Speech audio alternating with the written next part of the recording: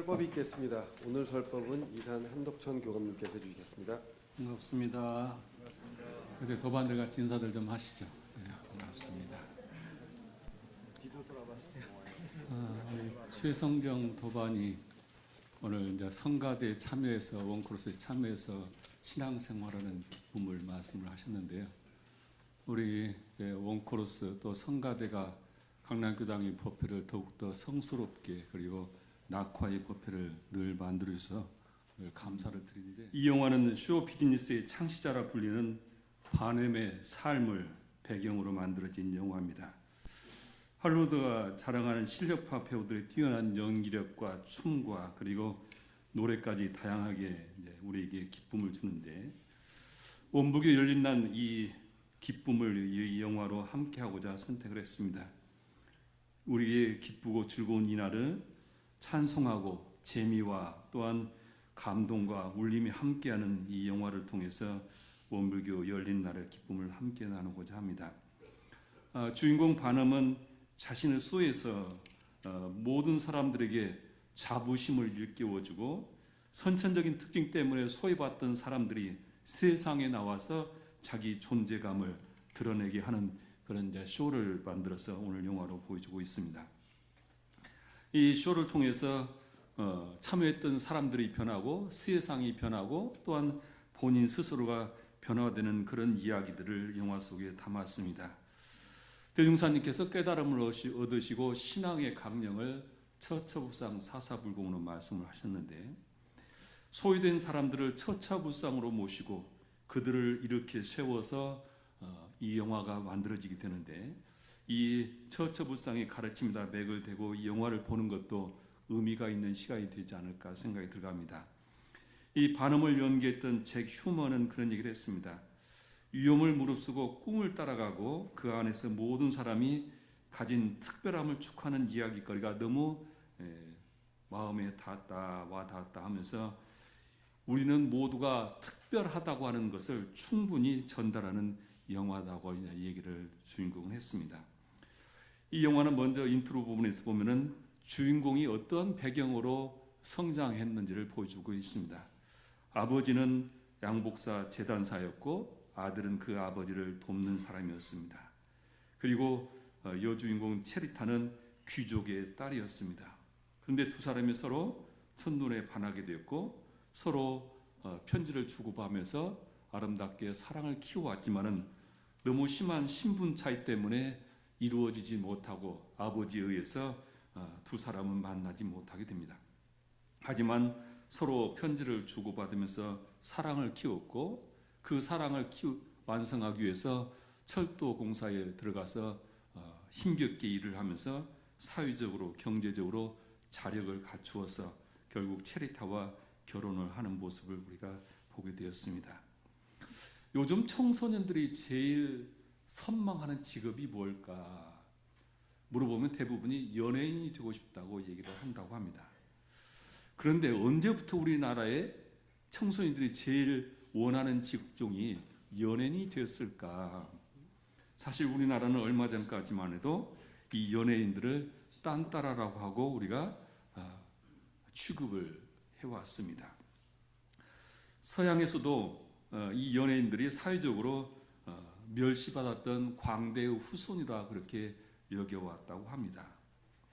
그런데 그렇게 소외받던 사람들, 멸시받았던 사람들이 오늘날 세상 청소년들이 가장 선호하는 톱에 올라가 있는 이 신분 상승은 어떻게 이루어졌을까?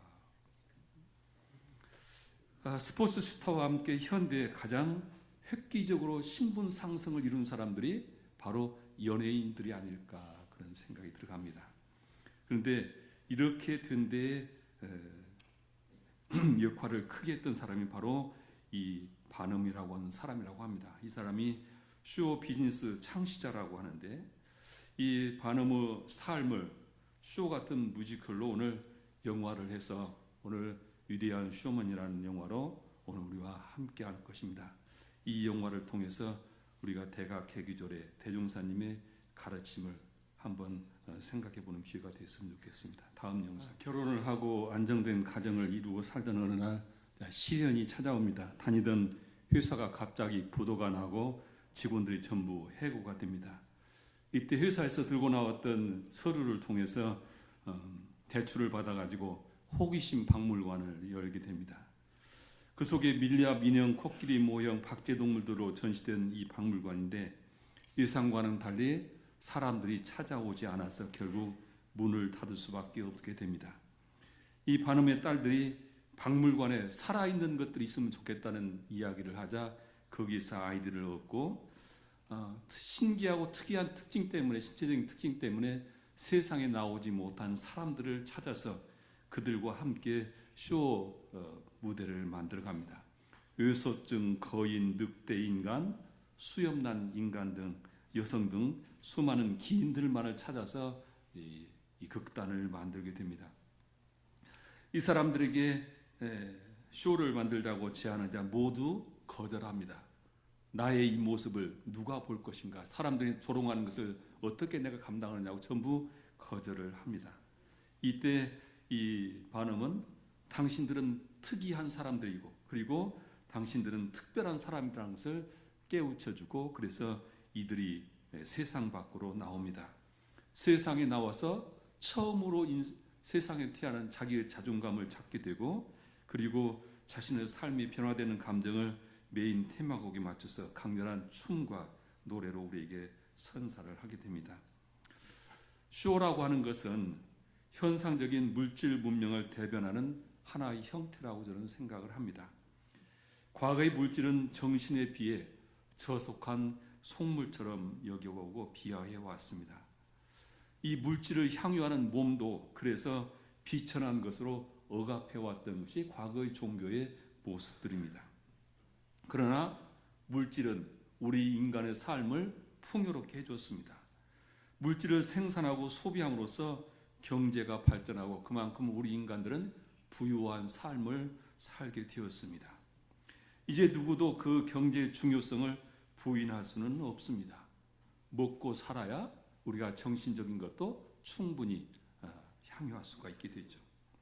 물질 문명이 발달되면 발달될수록 인간은 문화적인 욕구가 더 강해진다고 합니다.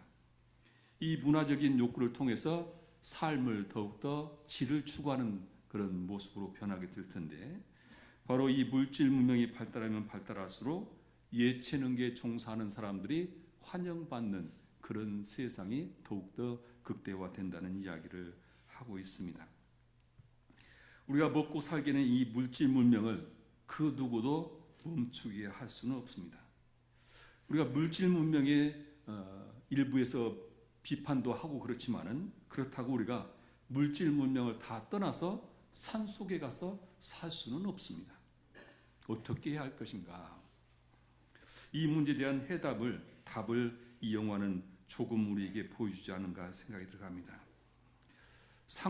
상류사회라는 허상을 만들어 놓고 그것을 가기 위해서 쫓아가는 피곤한 인간의 삶의 모습을 우리는 볼 수 있고 그리고 아무리 남이 하는 것을 흉내내도 따라갈 수 없는 이들에게 자신만이 가지고 있는 끼와 재능을 발견해주고 그것을 통해서 자기의 삶을 상승시켜가는 그런 무대가 쇼라는 것입니다. 물질 문명은 우리에게 화려하고 그리고 우리의 삶을 편리하게 합니다. 그래서 물질 문명이 발달하면 발달할수록 물질은 우리를 더 유혹하고 현혹하게 될 것입니다. 그래서 우리는 물질의 노예가 되지 않을까. 사실 현대 아직은 물질명이 완전 개복된 세상은 아니지만은 핸드폰이 없으면 하루도 불안해서 살 수 없는 것이 현대인들의 모습이죠. 그만큼 우리는 핸드폰에 중독되어 가는 것이겠죠. 쇼라고 하는 것은 진실이 아니고 허상이죠. 그런데 이 물질이라는 것도 허상이다 그렇게 말씀을 하십니다. 반야신경에 보면은 색불이공 공불이색을 말씀을 하시는데 그런데 우리가 이 물질의 본질을 정확히 아는 사람은 물질을 통해서 더욱 진실한 삶을 찾아갈 수 있고 그 진실한 삶을 찾아갈 수 있는 그 능력을 갖추는 것을 우리가 정신개벽이라 그렇게 말씀을 할 수 있습니다. 현상적인 쇼와 같은 물질에 현혹되어 살아가는 것은 물질의 노예 생활이고, 우리가 그 물질을 통해서 진실을 알게 되면은 바로 공불이색, 색불이공의 삶을 알게 되는 것이다. 색이라고 하는 것은, 여기서 색이라고 하는 것은 대종사님께서는 물질로 말씀을 하신 거죠. 이 물질, 우리 눈에 보이는 몸을 비롯한 우리 눈에 보이는 모든 형체라고 하는 물질이라고 하는 것은 영원 불멸한 것이 아니다. 계속 변화되는 것이라. 그래서 그것이 결국은 공으로 간다는 것입니다. 우리가 정신개벽을 한다고 하는 것은 우리가 추구하는 모든 물질 문명으로부터 그것을 내가 선용할 수 있는 능력을 갖추는 것이지 물질을 거부하는 것은 아닙니다. 그래서 정신개벽을 바로 할 때, 제대로 할 때 우리는 물질을 선용할 수 있는 힘을 가지고, 물질이 나에게 죄악을 만들어가는 것이 아니라 오히려 물질이 내 삶을 더욱 풍요롭게 만들어간다고 하는 사실을 우리가 생각을 해봤으면 좋겠습니다. 자, 쇼라고 하는 것은 우리에게 환상을 보여주고 그것이 진실이 아니다고 하는 것을 알지만은, 그 쇼를 진실된 눈으로 보는 사람은 그 허상인 쇼에서도 인간의 참다운 삶을 발견할 수 있듯이, 정신 개벽을 하게 되면 물질 개벽 속에서 참다운 인간의 삶을 또한 발견할 수 있을 거라는 생각을 해봅니다. 다음 보시겠습니다. 쇼는 연일 흥행을 이루기는 합니다. 그런데 참여하는 관객들은 전부 하층민들입니다. 상류층에게는 인정받지 못하는 그런 공연이 계속되는데, 반음은 바로 상류층에게 환영을 받고 싶은 신분 상승을 늘 꿈꿉니다. 그래서 그 당시 최고급 상류층에 인기가 있었던 이 필립이라고 하는 남자를 영입을 하게 됩니다. 이 사람의 주선으로 상류층의 대표적이라고 하는 영국 왕실로부터 초대를 받게 되고, 그때부터 이제 이 쇼는 전 계층으로 파급이 되어가게 됩니다. 반음은 도전하면서 자기 인기에 안주하지 않고 계속 신분 상승을 꿈꾸게 됩니다.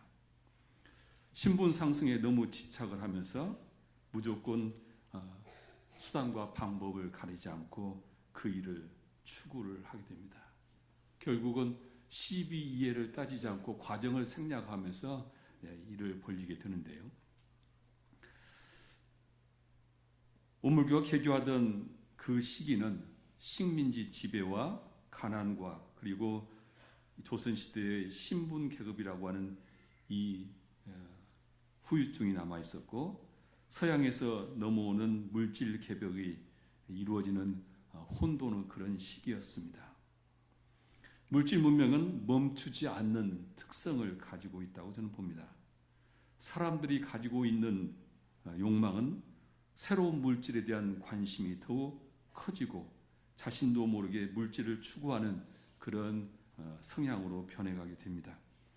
그래서 물질이라고 하는 것은 더더욱 많은 새로운 것을 추구하고 더 많은 것을 우리에게 갖고자 하는데, 이 반음은 쌓아지는 돈과 또한 인기를 거기에 집착을 하면서 흥행은 날로 되지만 쇼가 흥행은 하지만 스스로 점진적으로 이 초심을 잃어가는 그런 과정을 겪게 됩니다.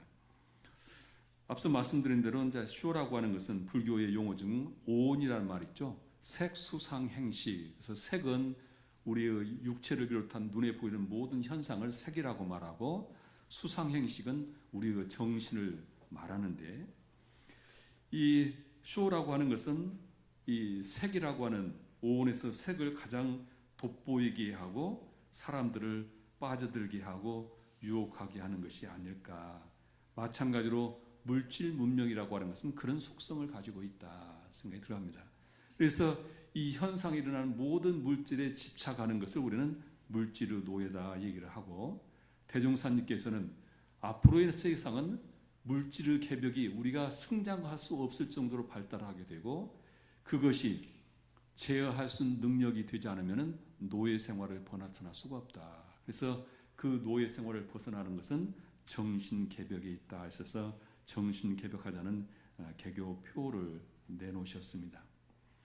우리가 물질개벽이라고 하는 쇼에 현혹되면은 우리의 삶이 고해를 면치 못한다는 것을 생각을 하게 되는데, 바로 이 반음이라는 주인공이 돈을 벌고 또 신분 상승에 집착을 하면서 그것이 자기 삶에 어떠한 결과를 가져오는가, 물질의 노예화되는 것이 어떠한 모습으로 우리에게 비춰지는가를 영화 속에서 보여주고 있습니다. 다음 보시겠습니다. 영국 왕실에서 초대받았을 때 유럽 최고의 가수인 제니 린드를 만나게 됩니다.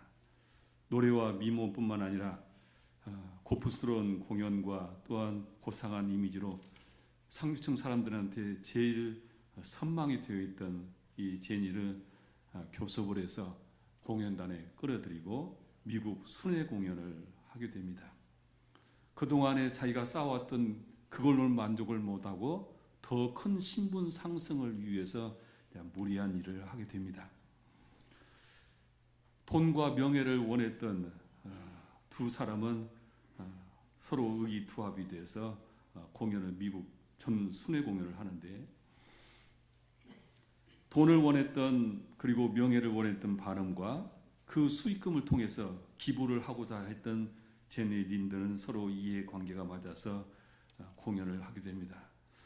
아마 그 이 공연이 굉장히 인기가 있었던지 수많은 사람들이 공연에 오게 되고 연일 매진이 되었는데, 그러니까 더 돈에 대한 욕심이 나서 무리하게 티켓값을 부풀리고, 그러는 모습에 제니 린드가 실망을 해서 계약을 파기하고 혼자 독자적으로 공연을 했다고 합니다. 제니 린드가 이 반음과 함께 무려 미국 90회를 전국을 순회하는 공연을 했다고 하는데요. 이 제니 린드는 실제 이 수익금을 가지고 스웨덴에 수많은 자선단체에 기부를 해서 스웨덴의 나이팅게일이라고 불린다고 합니다. 실제로. 그리고 스웨덴의 화폐 보면은 이 제니 린드의 얼굴이 실제 들어있다고 합니다. 저는 화폐는 보지 못했지만 그런 자료를 제가 읽었습니다. 이렇게 두 사람이 서커스단은 필립한테 맡겨버리고 제니 린드와 이제 전국 순회 공연을 하면서 상류층을 대상으로 이렇게 공연들을 하게 되는데, 그렇게 회가 갈수록 자기 가족과는 점점 멀어지고, 그리고 서커스 단원들과도 소원해지게 됩니다. 반음은 오직 돈과 그리고 자기 신분 상승에 집착을 하게 되어서 자신의 본래의 목적을 잃어버리고, 그리고 소외된 사람들을 끌어내서 그들이 세상의 희망으로 살아갈 수 있는 그 첫 초심이 이제 흔들리게 됩니다.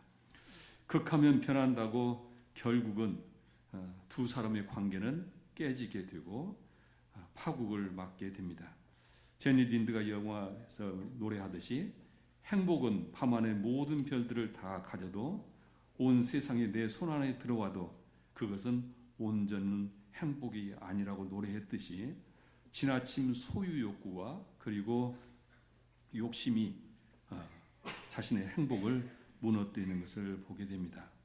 두 사람은 의기투합했지만 돈이라는 물질과 신분 상승이라고 하는 그 색이라고 뭔지 그것을 뭐든지 색이라고 하는데요. 이것에 집착을 하면서 은혜의 관계에서 해가 되는 그런 관계로 끝나게 됩니다. 물질의 노예에 대한 삶의 결과라고 봅니다. 그리고 반음의 쇼는 생명력을 잃어가게 됩니다.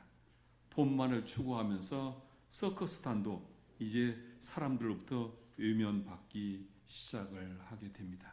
그리고 대중으로부터 외면받으면서 분쟁이 자꾸 생기는 모습을 보게 됩니다. 다음 보시겠습니다. 제니와 결별을 하고 고향으로 돌아왔습니다. 설상가상으로 필립에게 맡겨뒀던 이 서커스단이 주민과 갈등을 겪으면서 온통 불에 다 타버리게 됩니다. 그야말로 알거지가 되고 말았습니다. 담보로 했던 집마저 넘어가게 되자 아내와 두 딸은 처갓집으로 가버리게 됩니다. 자신의 욕망이 낳은 이 결과를 두고 많이 후회를 하게 되죠. 자신의 선택을 후회하고 그리고 마지막 자기가 발굴했던 그 단원들 앞에 서게 됩니다. 그때 그 단원들이 그런 얘기를 합니다. 당신은 우리를 돈벌이 수단으로 이용했을지 몰라도 우리는 진정한 가족을 얻었다. 그래서 그들이 한 마음이 되어서 이제 필립이 투자를 하고 천막을 치고 다시 재기를 하는 모습을 우리에게 보여주고 있습니다. 이 서커스단이 최근까지 존속을 했었다는 얘기를 들었습니다. 몇 년 전에 문을 닫았다고 들었는데요.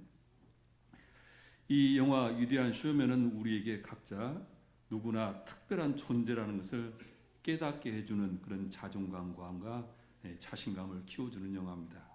This is me. 우리는 누구나 특별하다고 하는 것이 이 영화의 키워드입니다.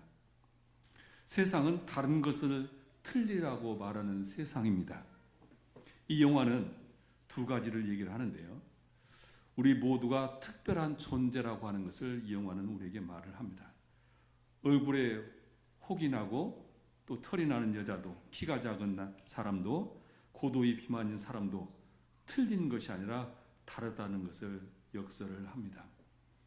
우리는 살아가면서 내 눈에 익숙한 것, 내 경험에 익숙한 것을 우리는 정의라고 생각하고 내 익숙하지 않은 것은 틀리다는 생각을 종종 하게 됩니다.